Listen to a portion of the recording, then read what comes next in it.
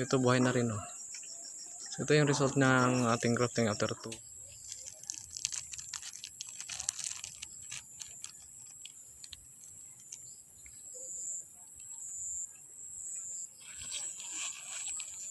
Yan, buhay na siya.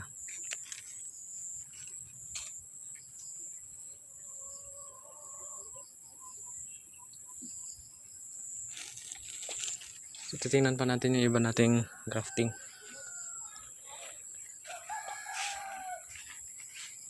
So ito mayroon na rin siyang dahon.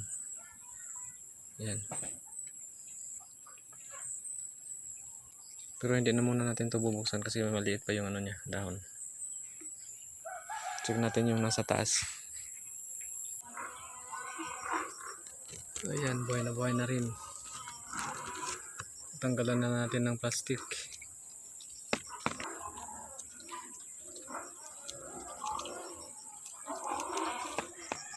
So ito buhay na rin, oh. So ito yung result ng ating grafting after 2 weeks. Ganyan nakadaming dahon yung iba.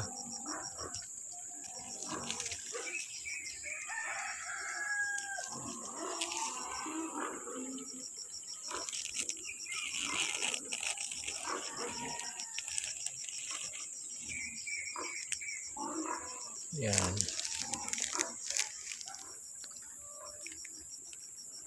So ito naman yung ating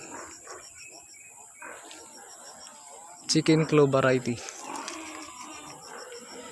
So bubuksan na rin natin, buhay na rin. Ayan, buhay na siya. Sana ay magtuloy-tuloy na yung dahon niya. Yung mga Himalayan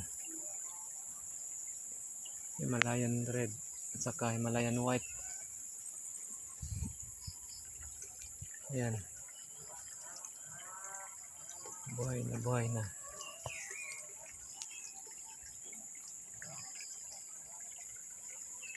So bali after 2 weeks po, yan po nagiging resulta ng ating crafting. May bunga na siya. So bali meron na po akong 6 na variety dito sa aking mga mulberry na tanim. O sana ituloy-tuloy na natin itong mapadami.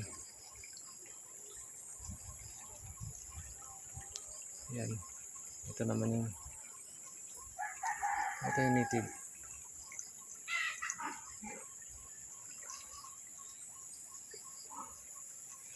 Isa hindi pa natin natanggalan ng plastic. So yan po, maraming salamat po sa panonood. Thank you.